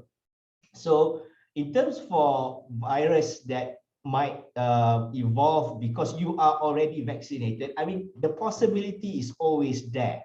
I would not say there is no chance. The possibility is always there, but so far it has not seen that there's any virus that are able to mutate that is will definitely evade the whole vaccine, because the variants so far, all the VOCs mostly are mutated from unvaccinated people. Whether that will occur where the virus will mutate in a vaccinated person that evades immunity, we don't know whether that's going to happen. But the chances of virus mutating in a vaccinated person is much lower, because when you're vaccinated, you produce antibodies much faster. So you kill off the virus much faster. So the viral load is lower, then the chances are lower. So we'll see in the future, but so far, we have not seen any of this coming true for the moment. Okay, so we learn now virus will continue to mutate. They mutates millions and millions of times, and most mutations are not beneficial to virus, thus they may die. But the one that we see, the new virus, actually comes from the beneficial mutation, as Prof. Gauss mentioned. Okay, and what is of concern is actually for unvaccinated people. Please take note that virus can replicate in higher amount and longer time in you. So please make sure that for the safety of everybody, get yourself vaccinated, please. Okay. Again, Prof, with the new variants that come out, right? You just mentioned just now, we have the EX variant of the Omicron, is it? Yeah. XE, yeah. XE, okay. You also mentioned that in the original study that it is it has a higher transmission rate than the Omicron, but in the real life, it does not actually show high transmissibility. But we're talking about the virus just now, which is continue to mutate, right? And we don't know. I'm actually researching in influenza a lot, and we study from the 1918 pandemics. The strains are still living in us until today, right? So maybe you may want to, maybe you can give advice to the public how we can reduce the transmission during this endemic era. So yeah, so with XE, I think it's still very early to say, but we will continue to monitor that, and I think the government is also continuing to monitor that. But I think like probably the way to reduce transmission is, I think what I think Prof. Rusli has mentioned, Fahmi has mentioned, you know, SOPs is still there for a reason, because we still, I mean, we understand a lot more of the virus now compared to 2 years ago, but transmission is going to occur. We also know, like, you know, COVID is now airborne. So this is where you get ventilation, which is now very important in meeting rooms. So I tend to open the window in our meeting room. So I think we need to adapt to a new normal in terms for, I mean, it's just to sort of reduce the transmission of the virus as much as possible, in order for us to make sure that, you know, the community is protected and the hospitals are not overwhelmed. I think that the hospitals at the moment is actually now quite at a reduced rate, because I think all the normal surgeries are all happening again. I think people are not too worried about it's not that people are not too worried, and not many people who are, you know, infected with COVID that has to go to the hospital or need ICU. So I think SOPs, as long as the SOPs are there, is for a reason. And I think once we see cases goes down, then I think only then the SOPs would actually go to be relaxed a bit. Right. So we should continue observe the SOP, Prof. Yeah, I think that's very important. Right. I would like to ask question to Mr. Fahmi now. Right. Mr. Fahmi, does the conversion from pandemic to endemic means that we are free to socialize, right? Although we have a SOP just now, right? We are free to socialize and not bound to the physical distancing as during the pandemic era, right? So I'm just asking whether there'll be, you know, change in the SOPs, and what are your advice on the safety measure or practice by the public to further slow transmission even in the endemic phase? Okay, thank you, Prof. I think I just want to echo what Dr. Gauss just said just now. Dr. Gauss and Prof. Ross just said. I mean, there are certain misunderstanding by the public regarding the definition of endemic. Some of us think that endemic is safe. Okay, actually, I think we have to restate it to the public that transition from pandemic to endemic doesn't mean that the COVID is not more deadly, not more harmful. It just means that we can live with it with certain strategies. Okay, we have other endemics we are currently living, for example, dengue, malaria, and we have strategies and protocol to address the issue and to control the endemic, the disease from harming us further. Okay, it is similar to COVID. Whatever protocol that are established at the SOP that we need to adhere to are not something new. We have this with other kinds of endemic diseases. Okay, it is just new because I think because we feel that it is something that is very new, because I think we are overwhelmed with information with COVID-19. Okay, I believe that is the situation now. I just read. I think the public have to really understand this. Okay, the SOP are there to protect us and not to make our life miserable. Okay, I just read a Spanish study last week regarding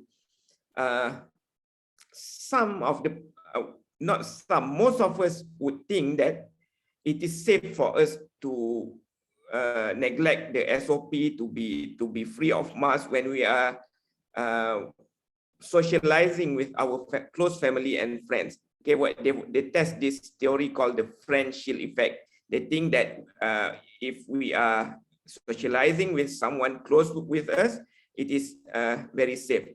But from the studies, it proved that it doesn't prove that it is really safe for us to neglect the SOP, even though with our close family and friends. it shows the intimacy paradox. I mean, the one that we feel that we are safest with actually are the one that might bring harm to us, might bring higher risk to us in spreading COVID and infecting us with COVID. I think this is very, very important. We have to always keep in mind, it is not that the SOP is not that some agenda to make us not together anymore, not being a family, a nation who are close with the family anymore. But it is there to protect us at all, to protect our family, to protect our parents, to protect the most vulnerable population. Okay, we have to always follow the SOP. We have to wear masks. Last week there was a study in Nature, published in Nature, if I'm not mistaken, regarding they prove that there is a very high viral load in the nose of the people who are infected with COVID, even though they are asymptomatic. So that means that by wearing masks, it actually we protect our surrounding from spreading the virus to others. Okay, by wearing masks. I mean, this study is one of the evidence that show importance of wearing masks. That is why I think personally that the mask mandate should stay for now, and we should strictly adhere to it. Okay, and some other public health interventions or restrictions I think is very good to be implemented. For example, not glorifying working while we are sick. Okay, I mean previously before COVID, I think we get I mean, people will applaud us for going to work even though we are sick, show that we are very, very committed. I think after COVID, this type of habit should not be glorified. When we are sick, it is time for us to rest, for us to protect ourselves, protect others. And maybe the policy about working from home, for example, when we are sick or where we are unable or we are become symptomatic, we are unable to go to the office, it should stay. And maybe, I mean, not just for the government and also the public sectors, our policy, our working policy should be adjusted based off the current situation. I think this is what should happen when we are going from pandemic to endemic, not just feeling that we will be safe when we go to endemic. I think this is very, very important.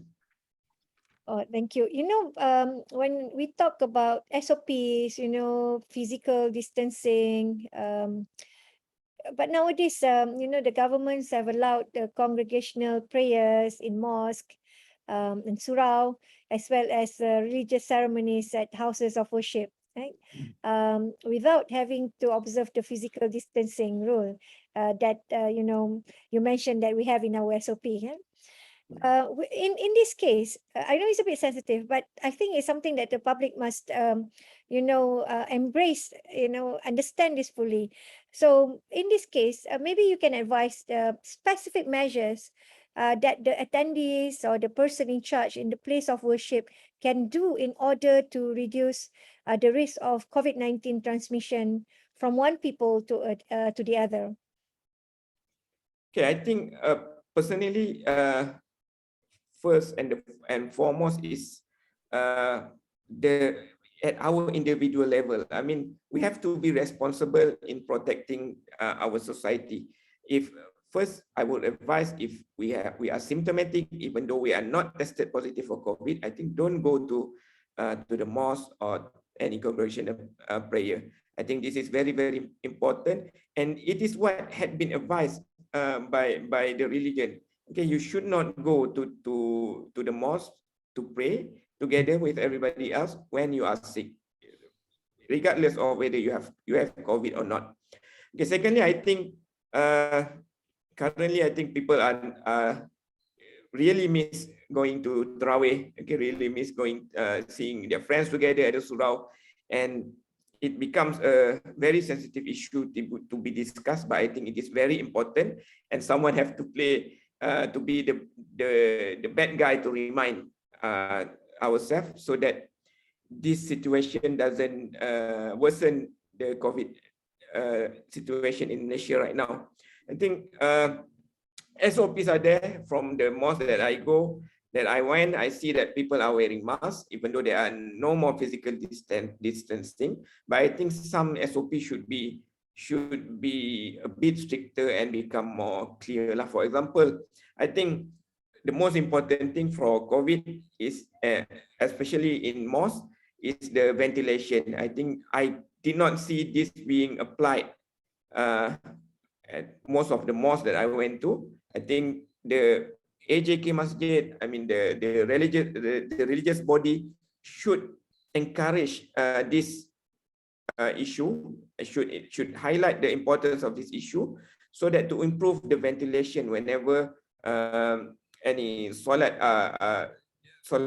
Jumaat or Tarawih are being performed. Okay, we have to encourage ventilation, open the doors, open the windows, use proper fans. Okay, if possible, use air filters and etc.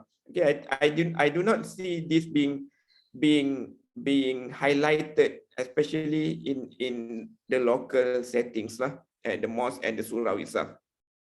Okay, and one more, I think, as a parent, we should not bring unvaccinated kids to the mosque for the time being. I know it is something that we want to do, but I think for the time being, it is still not safe for us to bring our unvaccinated kid to the mosque for the time being. And we also can make some choices on which mosque that we should go, the mosque that has good ventilation, the mosque which has that utilize more open spaces, the spots that we choose to sit. Okay,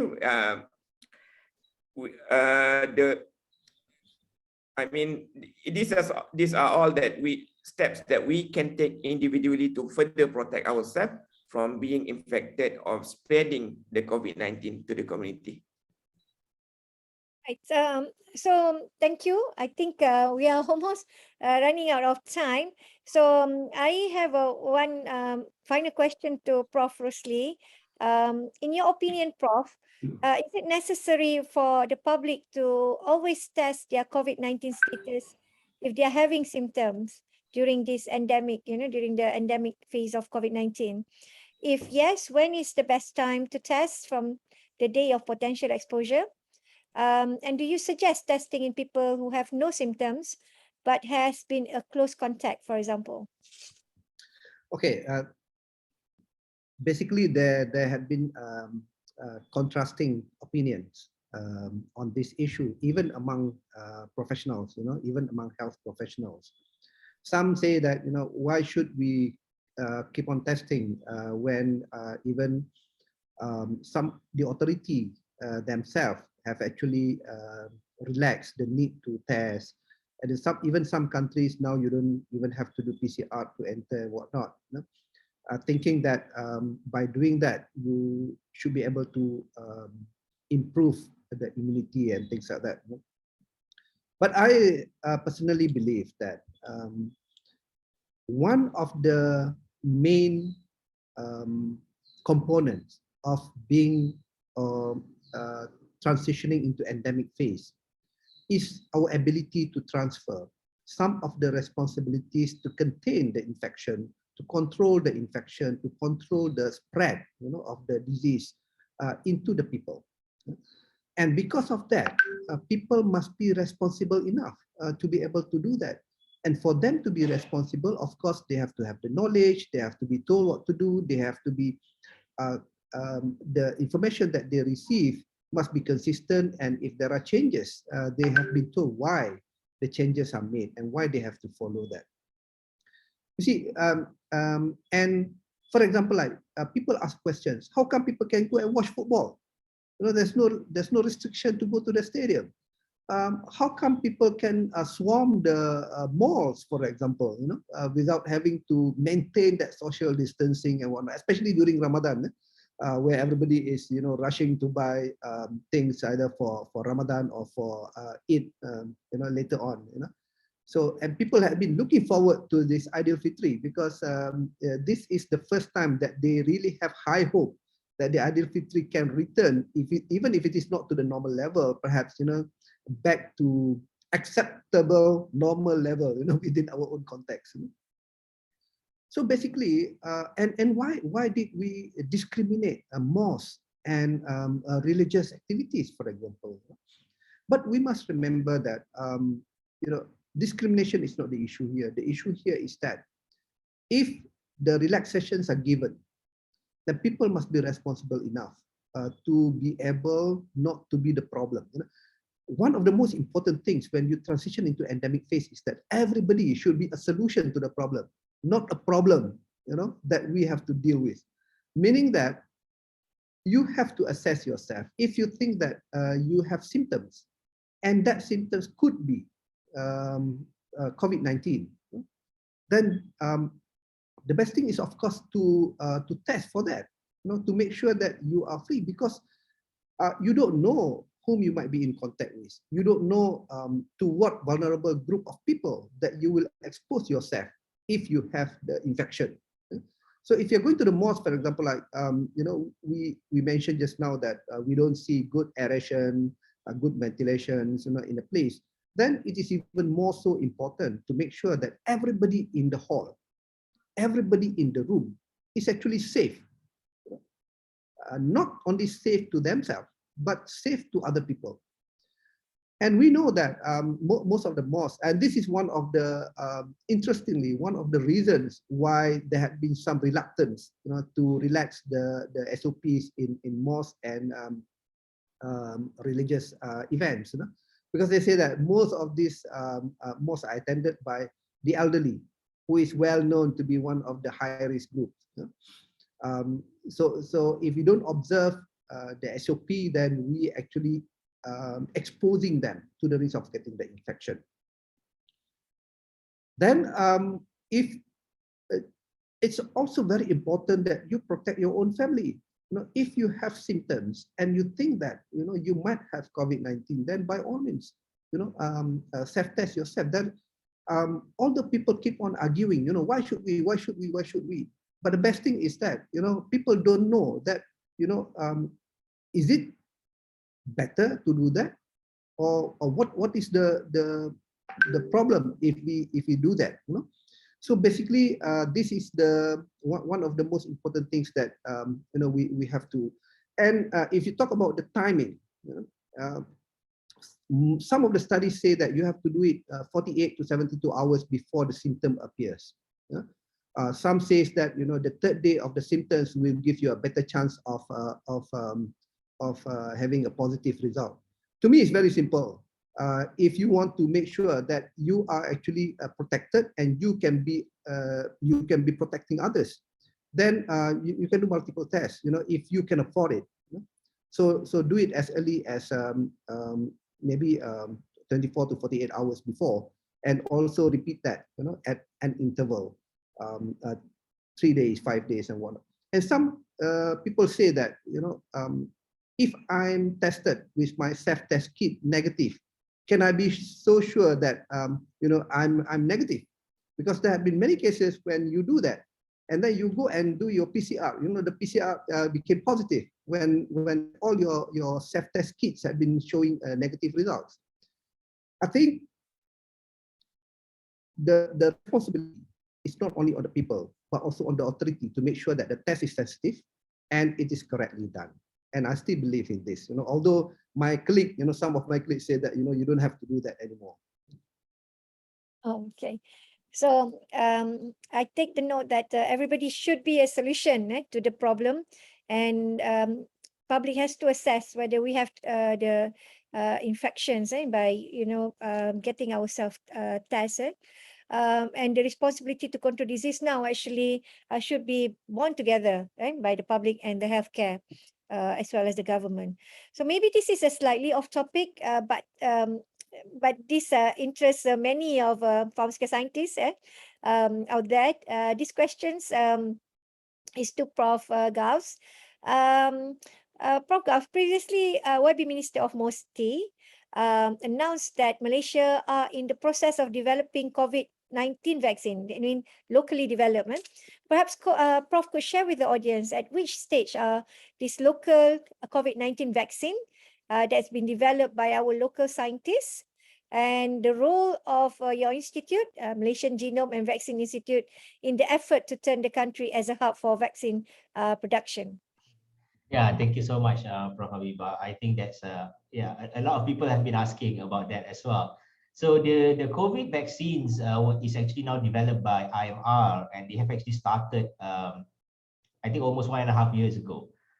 So the inactivated vaccine that they've developed, I think is now almost going into preclinical trial, which is animal studies. So I think they will enter animal studies this year.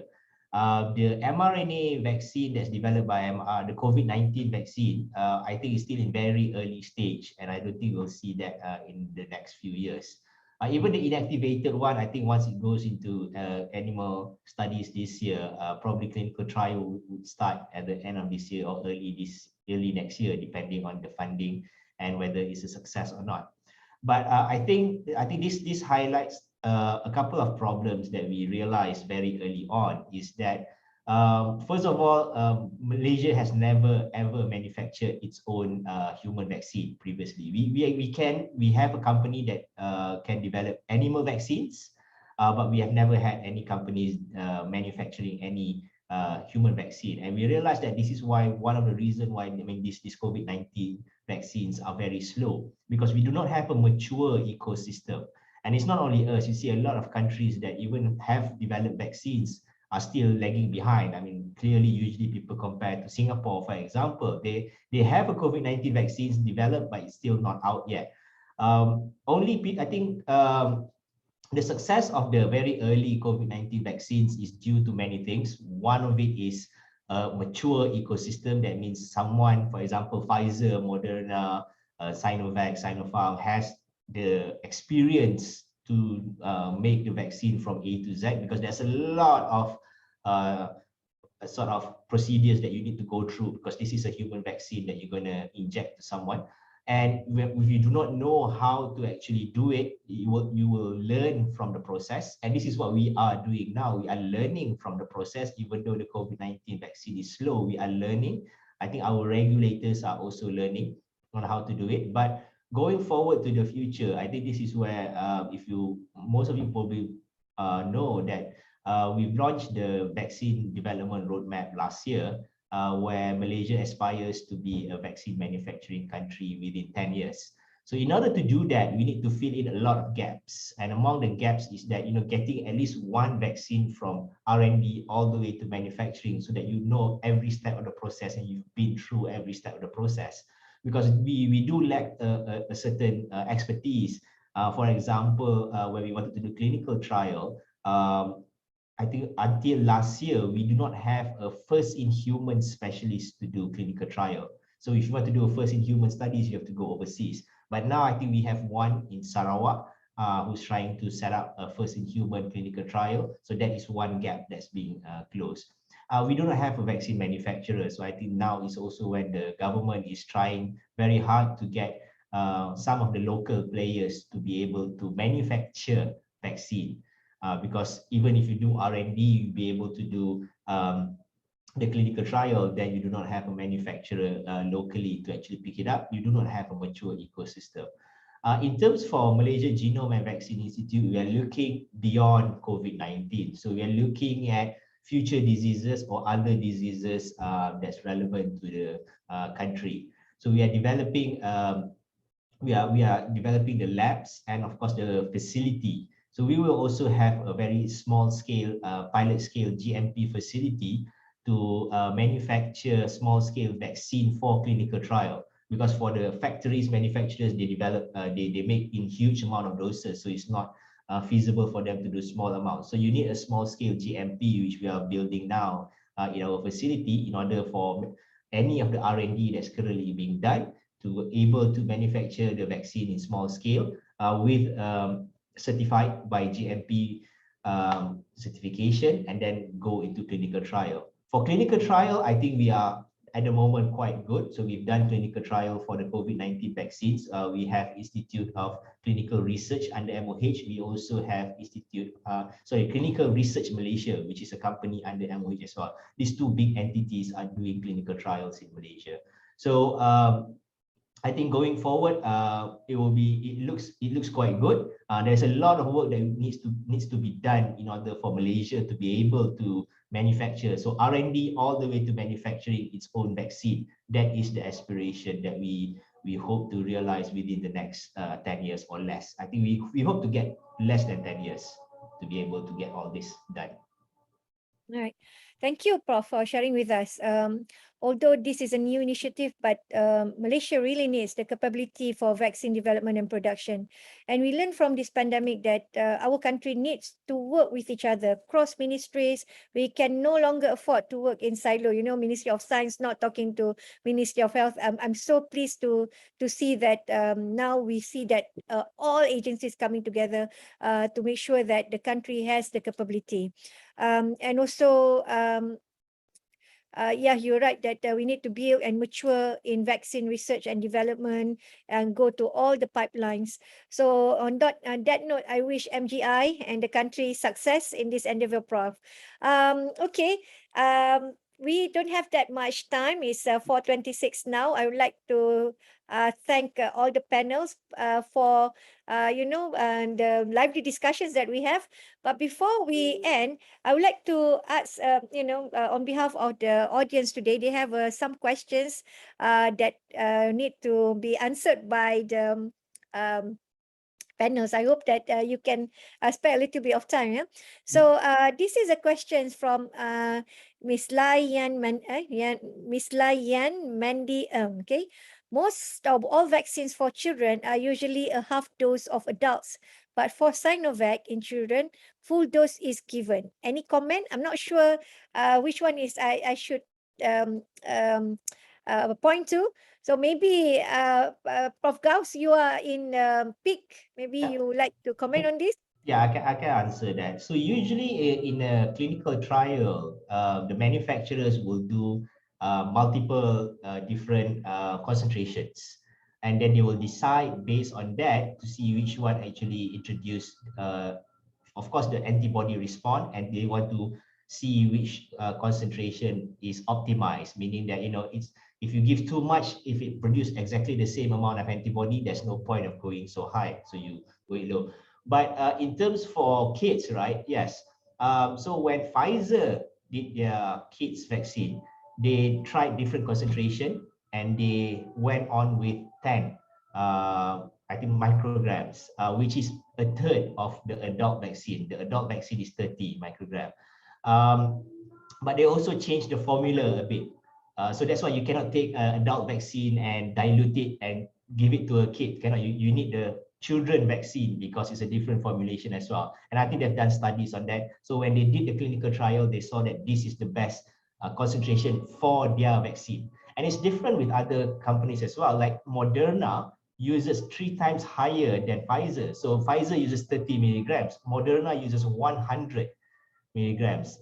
So that's why they also argue that that is probably why Moderna has slight advantage to Pfizer, because they give 3 times the amount of vaccine per dose. But again, that is all during the clinical trial. They'll decide during the clinical trial. For Sinovac, they did that during the clinical trial. They look at the same amount of concentration for adult. I think they did half of that, and then they saw that actually the full amount that the adult received gave the best antibody response to the kids, but without any safety issues. I think that's always the very important point for any of this clinical trial. First thing they will look at is safety issues to make sure that that concentration does not have any adverse effect in the general population. Of course, you have this 1 in a million adverse effect, but in a general population, safety is always the first thing they look at, and then only they look at the efficacy of the vaccine.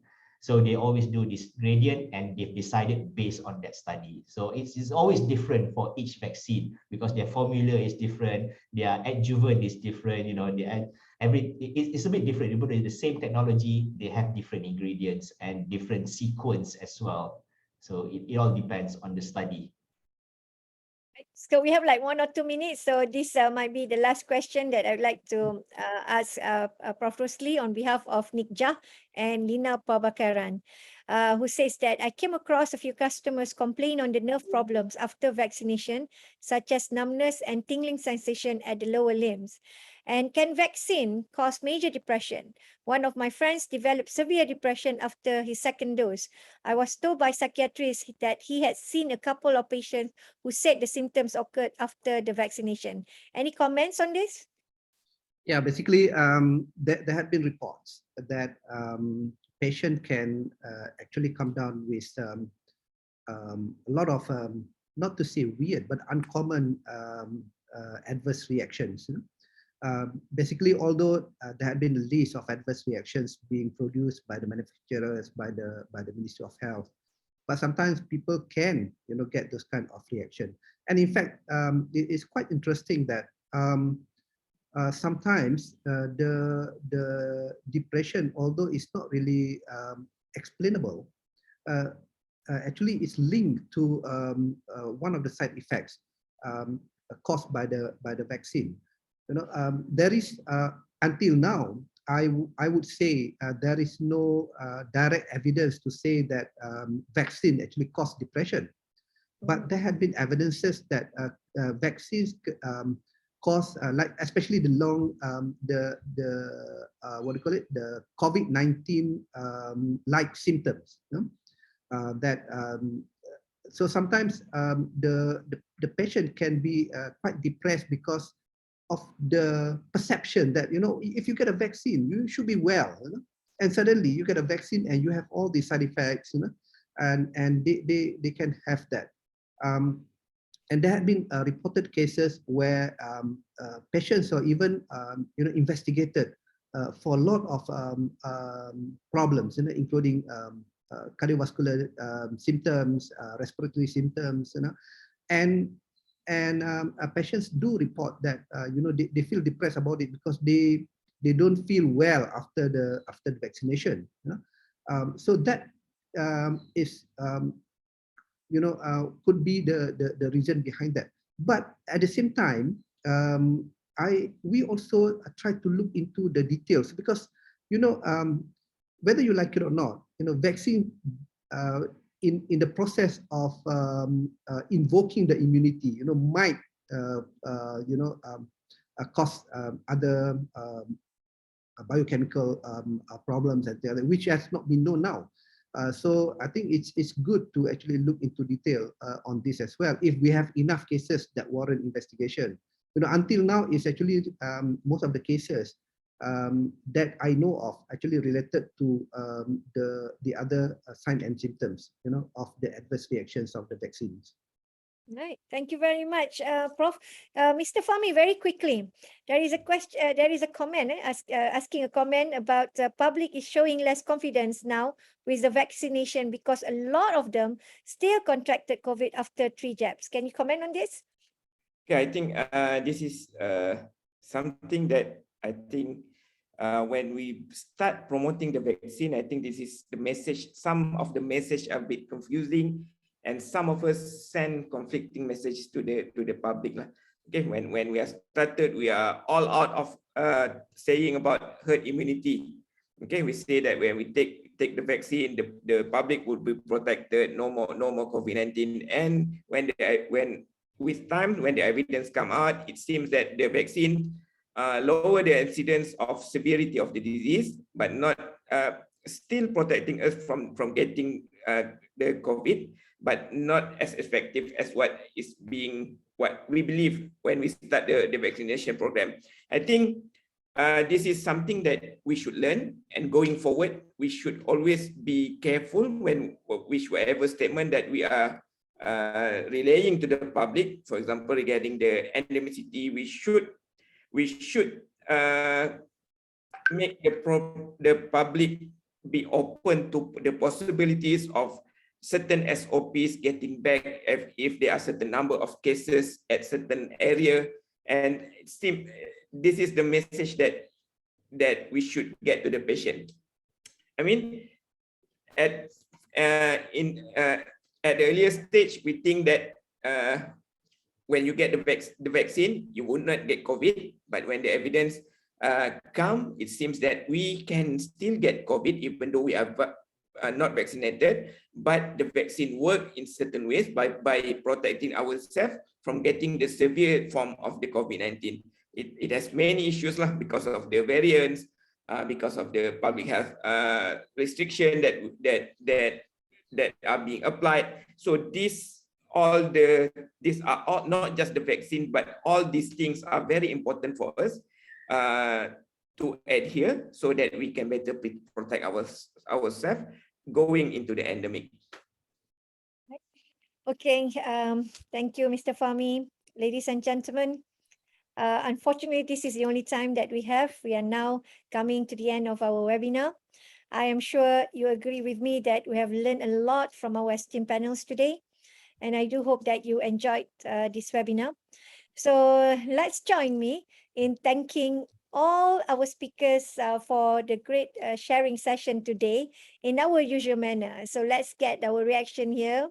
So thank you very much, speakers here. I think I learned a lot. I'm sure everybody agree with me that we have learned so much today.